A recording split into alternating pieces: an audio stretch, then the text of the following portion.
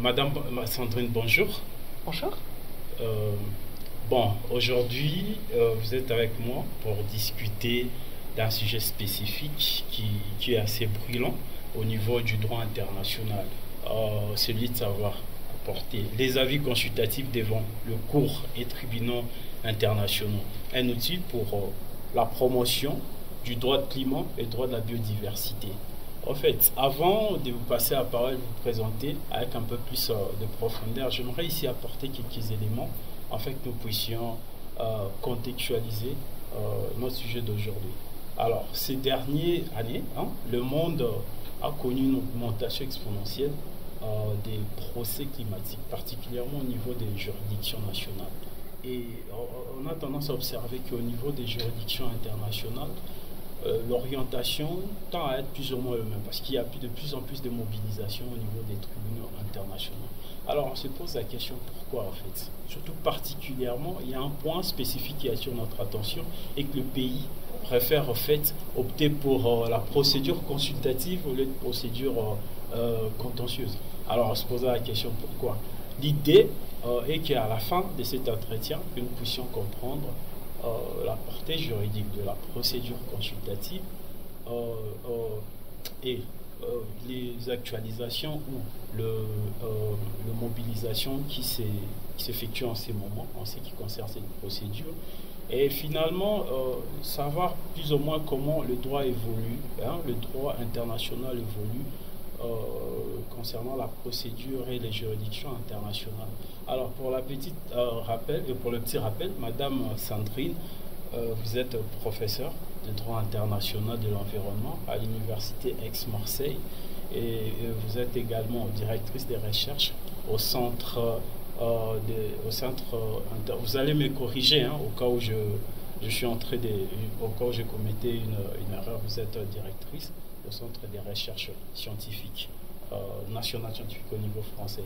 Et par ailleurs, vous êtes une référence en ce qui concerne les questions climatiques et aussi de la biodiversité.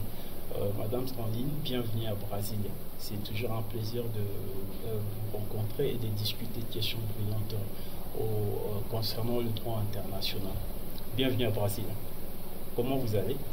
Merci beaucoup, ça va bien. Merci beaucoup pour cette très gentille introduction. Je voudrais ajouter que j'ai fait partie de l'équipe française devant le tribunal international du droit de la mer et de l'équipe de la République démocratique du Congo devant la Cour internationale de justice dont la procédure est toujours en cours.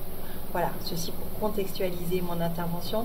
Les opinions que je vais émettre sont mes opinions, mais elles ont aussi été forgées dans le cadre d'équipe, d'un travail d'équipe, et je pense que c'est important de le rappeler.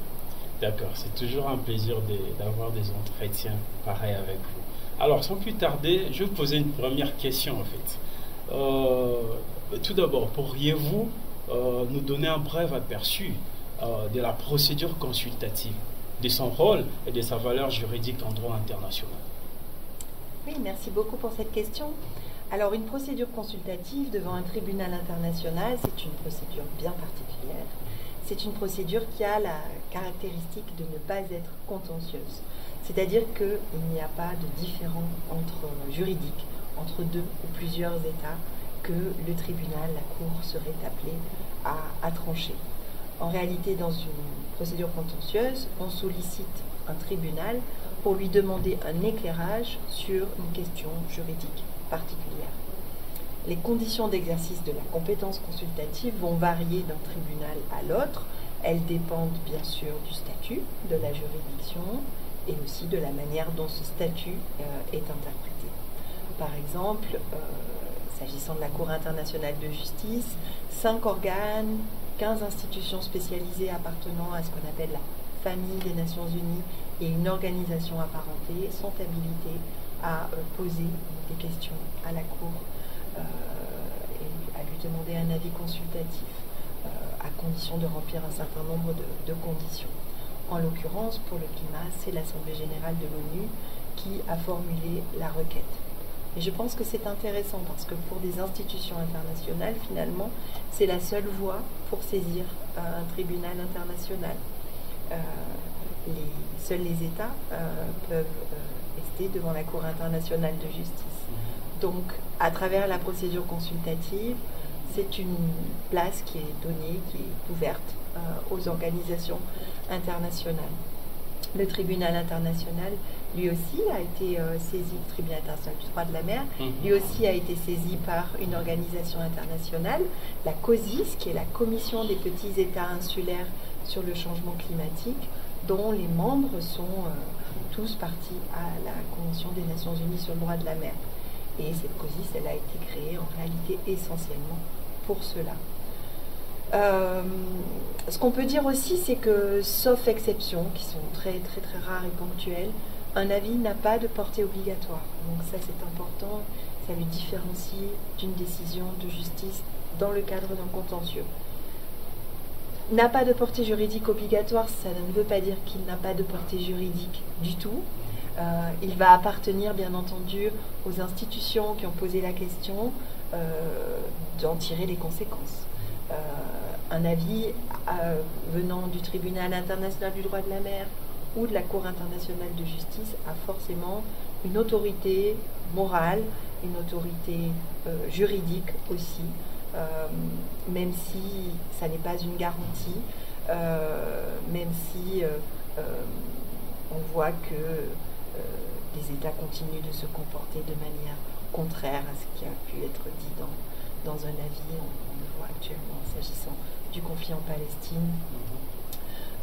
Mais pour cette raison, l'avis est intéressant parce qu'il est donné d'une manière générale et donc finalement tous les États vont être invités à se l'approprier, alors que dans un contentieux, quand il y a une décision de justice, elle ne va lier que les États partis au contentieux. Donc l'avis consultatif, il ne lie pas les États, mais il va concerner en réalité tous les États. Donc si c'est le tribunal international du droit de la mer, il va concerner les États membres de la COSIS et puis les autres États partis à la Convention des Nations Unies sur le droit de la mer. Si c'est la Cour internationale de justice, c'est l'ensemble des États qui font partie de l'ONU. Ce qui est intéressant, c'est qu'un avis, finalement, et par ce biais, il va ensuite déployer des effets qui vont être différents selon les sujets, selon les avis, selon le contenu des avis. En l'occurrence, s'agissant du climat, en clarifiant les obligations des États en matière climatique, on peut imaginer que les avis vont ouvrir la voie à des contentieux, donc finalement qui jouent un rôle pré-contentieux. On peut aussi être certain que le contenu des avis sera mobilisé dans les négociations internationales, par exemple durant les COP sur le climat. Ok. Alors, étant donné qu'un avis consultatif n'est pas contraignant, pourquoi cette méthode prend-elle actuellement une telle importance dans la pratique des États? Qu'est-ce qui peut expliquer cette situation? Oui, c'est vrai qu'il y a eu ces dernières années beaucoup de demandes d'avis consultatifs devant les juridictions internationales. Et sur le climat, il y a une conjonction de 3 avis demandés Cour interaméricaine des droits de l'homme, Tribunal international du droit de la mer, Cour internationale de justice, quasiment au même moment, à quelques mois d'intervalle. Donc c'est intéressant. Bon, je dirais qu'on vit dans un monde qui est un petit peu chaotique. Il y a, pour ne pas dire plus, il y a dans ce monde un besoin de droit qui est un besoin de droit très fort. La vie, les États le voient comme un instrument de leur politique juridique extérieure. Donc, ils vont chercher finalement, par le biais de la vie, des arguments pour appuyer leur position, pour appuyer leur politique. Et en l'occurrence, ce sont beaucoup les petits États insulaires du Pacifique qui ont poussé pour obtenir que ces avis soient demandés. Vanuatu pour la Cour internationale de justice, avec d'autres États bien sûr, et Tuvalu pour le tribunal international du droit de la mer. Je pense que ça fait partie d'une stratégie qui est juridique et parajuridique et politique. C'est un élément de cette stratégie. En l'occurrence, ils cherchent à faire reconnaître que les États ont des obligations internationales dans le domaine du climat, que ces obligations sont strictes. Et ils cherchent aussi à savoir, à clarifier le fait que si des États violent leurs obligations climatiques, ça ne reste pas sans conséquences, il y aura des conséquences juridiques. Donc là encore, on peut imaginer que les avis vont être utilisés pour faire pression sur les États durant les COP, durant les négociations sur le climat, et puis aussi au prétoire. On peut imaginer que ces avis vont nourrir les contentieux climatiques, y compris à l'échelle nationale, parce qu'on voit que dans les contentieux climatiques, beaucoup de juges se réfèrent à l'accord de Paris, aux décisions des COP, au rapport du GIEC, et donc les avis sont un élément de clarification supplémentaire, avec une grande autorité. Prenons en compte le contexte actuel. Pensez-vous que la méthode de la procédure consultative peut être plus percutante que la méthode contentieuse? Disons, les objectifs sont différents. Il reste quand même assez difficile dans le contexte actuel d'envisager des contentieux interétatiques. Il y a beaucoup d'obstacles à surmonter. Donc, je vois ces avis comme une première étape. Et selon leur contenu, en particulier selon le contenu de l'avis qui est demandé à la Cour internationale de justice, qui a tout un volet sur la question des conséquences juridiques, je pense que ça pourra ouvrir la voie à des contentieux interétatiques ou à des contentieux transnationaux, puisqu'il y a aussi devant la Cour la question des obligations des États vis-à-vis des individus, des peuples et des générations futures, et pas seulement à l'égard des autres États. Un point intéressant justement, par rapport aux éléments que vous avez apportés jusqu'à là, nous avons compris que les États et les organisations internationales peuvent en fait rester devant les cours internationaux par rapport aux tribunaux internationaux, par rapport à cette procédure consultative. Alors à ces niveaux, j'aimerais savoir un peu plus, à part ces deux sujets de droit international, tu peux participer ou prendre part à ces types de procédures. Par exemple, nous, comme étant chercheurs, professeurs, étudiants, pouvons-nous participer à ces types de procédures et de quelle manière? Alors, c'est une bonne question. Saisir un tribunal international, certainement pas. On n'en a pas la capacité, même pour lui demander un avis consultatif en étant professeur, chercheur ou étudiant ou tout simplement individu. En revanche, on peut participer de différentes manières. Professeurs, chercheurs, étudiants sont souvent intégrés dans les équipes des États et donc ils viennent en appui avec leurs compétences juridiques pour nourrir les soumissions écrites et les plaidoiries des États. Par ailleurs, les tribunaux peuvent autoriser les soumissions d'organisations et le tribunal international du droit de la mer l'a fait dans une ordonnance. Il a autorisé un certain nombre d'organisations intergouvernementales à participer, mais aussi l'Union internationale pour la conservation de la nature, qui est une organisation un peu atypique, qui est, je dirais, entre une organisation intergouvernementale et une organisation non gouvernementale, puisqu'en font partie aussi bien des organisations internationales, des États, des organisations non gouvernementales et des individus.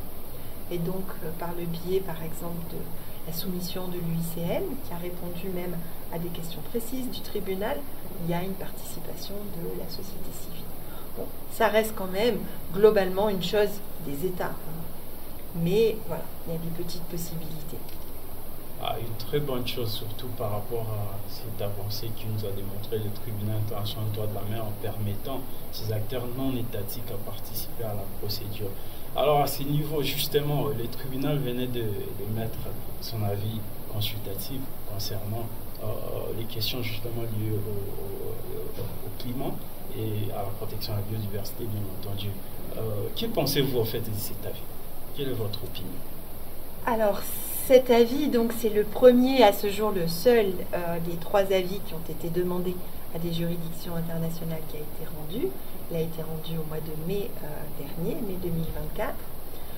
Il me semble très intéressant, cet avis du tribunal, en ce que le tribunal confirme d'abord la teneur du droit applicable, les relations entre les différentes normes, à savoir les relations entre différents instruments qui doivent être interprétés de manière compatible entre eux, que les conventions particulières comme la Convention des Nations Unies sur le climat ou l'accord de Paris viennent éclairer les obligations contenues dans la Convention des Nations Unies sur le droit de la mer sans remplacer celle-ci.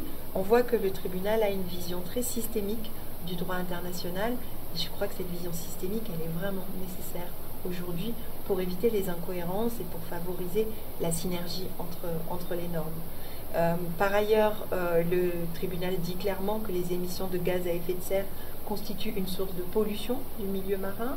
C'est important aussi, il me semble. Il explicite le fait que les États en la matière ont des obligations de prévention, des obligations de diligence due, de diligence requise, et que ces obligations dans le domaine du climat sont particulièrement strictes au regard des risques induits par le changement climatique et ses effets, réchauffement, acidification des océans, impact sur la biodiversité. Il se réfère aussi au principe des responsabilités communes mais différenciées, qui est un principe qui est très structurant dans le droit international de l'environnement, mais qui donne aussi lieu à des interprétations divergentes. Donc il s'y réfère, considérant que ce principe effectivement irradie le droit international et les obligations des États, sans venir exempter pour autant un certain nombre d'États de leurs obligations. Il rappelle aussi l'obligation de coopération des États en la matière, qui est fondamentale, et ça je pense que c'est important. Il rappelle l'importance de la science, des données scientifiques, et il montre que les données scientifiques sont, au même titre que le droit et les données juridiques, des données qui viennent éclairer les obligations des États. Il laisse de côté les obligations, la question de la responsabilité, ce qui n'est pas très étonnant car elle n'était pas du tout centrale dans la question qui était posée. Voilà, il me semble que ces différents éléments ont la capacité de nourrir des contentieux internationaux. D'accord. Vous avez à un moment donné souligné cette approche systémique d'interprétation de traités internationaux. Pensez-vous qu'il existe des risques par rapport à cette approche utilisée par les tribunaux internationaux de droit de la mer? Vous voulez dire des risques de divergence entre... Oui, surtout par rapport à la pratique des États dans le futur, par exemple. Oh, je pense qu'on a vraiment besoin de cette interprétation systémique. Elle peut faire un petit peu peur aux États dans la mesure où, quand on interprète une norme à la lumière d'une autre norme, finalement, on peut lui faire dire des choses un petit peu différentes de ce qui était prévu à l'origine par les États. Donc, les États ont par là un peu l'impression de perdre la maîtrise. Je pense que la Cour internationale de justice va également aller dans le sens de cette interprétation systémique. En tout cas, elle y est invitée puisque dans la question qui lui est posée sont listées un certain nombre de règles internationales, de traités et aussi d'obligations coutumières. Et parmi les traités, il y a aussi bien les traités sur le climat que la Convention des Nations Unies sur le droit de la mer ou les traités sur les droits de l'homme, les pactes de l'ONU et même la Déclaration universelle des droits de l'homme. Donc la Cour est vraiment invitée à prendre en compte cet ensemble.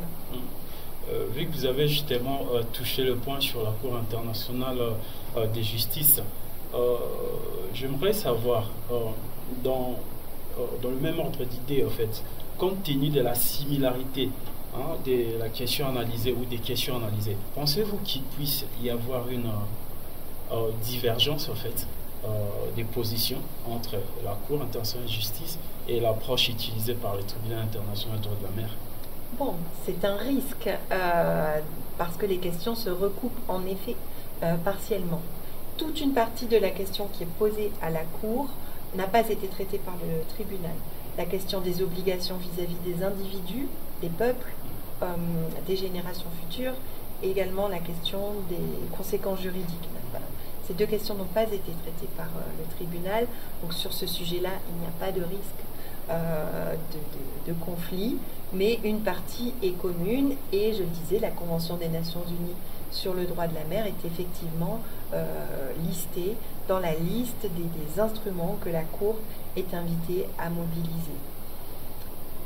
J'ai l'impression que la Cour devrait va sans doute chercher à éviter un conflit frontal, une divergence majeure. Il y aura peut-être des formulations différentes, des nuances différentes. Quelque chose qui peut aider à faire le pont aussi entre les deux, c'est le fait que les juridictions s'appuient beaucoup sur les soumissions faites par les États et sur les plaidoiries orales. Or, les États sont souvent les mêmes, ce sont souvent les mêmes États qui ont fait des soumissions devant le tribunal du droit de la mer et devant la Cour internationale de justice. Les États, sauf exception, sont restés très cohérents. Je pense que ça invite aussi la Cour à la cohérence. Mais bon, je n'ai pas de boule de cristal. D'accord. Là, on parlait d'une confrontation, mais à contrario, pensez-vous que la Cour internationale de justice, qui par ailleurs a toujours été très conservateur, pourra s'inspirer au fait de l'approche utilisée ou des idées utilisées par le tribunal international de la mer? Bon, là encore, je n'ai pas de boule de cristal. Mais on peut être certain que les juges de la Cour internationale ont lu l'avis du tribunal international du droit de la mer. Et même si les deux juridictions ne se citent pas, on a assisté ces dernières années à un dialogue des juges. Oui, une fertilisation croisée, exactement, entre la jurisprudence de la Cour et la jurisprudence du tribunal du droit de la mer, particulièrement sur cette question des obligations de diligence qui est très centrale, les obligations de prévention de l'environnement. Et sur ce sujet, la jurisprudence des deux tribunaux est bien en cohérence. Et je dirais même que les deux tribunaux se sont aidés finalement à avancer l'un l'autre. Donc on peut être optimiste et espérer que cela se poursuive. D'accord. Cela dit, pensez-vous que ces procédures, cette mobilisation au niveau des juridictions internationales pourront faire mieux, là où beaucoup d'autres initiatives internationales ont échoué en ce qui concerne la responsabilité des États sur les questions climatiques ou de la biodiversité? Alors, mieux, je ne sais pas. Elles vont faire différemment. C'est sûr qu'on en arrive là parce que la menace que représentent les changements climatiques s'aggrave. Les États ont pris un certain nombre de mesures. On ne peut pas dire qu'il n'y a pas eu de progrès en matière climatique, mais ces mesures sont insuffisantes et tous les rapports scientifiques l'attestent. Et on peut même aller plus loin, les États ne respectent pas les engagements qu'ils se sont donnés. Donc c'est dans ce contexte en fait qu'il y a des demandes d'avis qui arrivent devant les juridictions internationales qui encore une fois peuvent annoncer de futurs contentieux. Donc ça va certainement pas tout résoudre d'un coup de baguette magique. Si on a autant de mal à avancer, c'est qu'il est très compliqué d'avancer. Avancer à près de 200 États à l'échelle internationale avec des intérêts très différents, c'est certain, mais on le voit même nationalement pour les États, mener une action climatique ambitieuse avec tout ce que cela comporte comme conséquences économiques, sociales, et tout sauf facile. Donc ni la Cour ni le tribunal du droit de la mer ne vont aider les États à résoudre toutes ces difficultés. Donc la responsabilité de résoudre tous ces problèmes reste entre les mains des États qui restent souverains en droit international. Oui, mais je suis assez partisane de dire aussi que chacun doit faire sa part. Donc les États, oui, mais pas seulement les États. C'est les États, les organisations internationales, mais c'est aussi les entreprises qui sont des acteurs majeurs. Les professeurs, les chercheurs, les citoyens, chacun à son niveau peut faire quelque chose pour le climat. On ne peut pas toujours attendre des autres. Mais je pense qu'on a chacun à assumer sa propre responsabilité en la matière. C'est une question éthique autant que juridique, ou plus que juridique. D'accord. Avez-vous quelque chose à rajouter? Un élément qui a échappé que vous voulez aimeriez rajouter pour compléter votre idée? Écoutez, à ce stade, non. D'accord, merci beaucoup, Madame Sandrine. Pour rappel, je me suis entretenu avec la professeure Sandrine Major-Dubois sur les thèmes les avis consultatifs devant le cours des tribunaux internationaux, un instrument de promotion du droit de climat et de la biodiversité. Madame Sandrine, c'était un plaisir d'avoir cet entretien avec vous. Vous avez énormément éclairé mes idées par rapport à ces sujets dont nous venons d'analyser aujourd'hui. C'est toujours un plaisir de discuter avec vous et de partager sur les questions scientifiques. Une fois de plus, merci beaucoup. Merci à vous, c'est un plaisir partagé. Merci.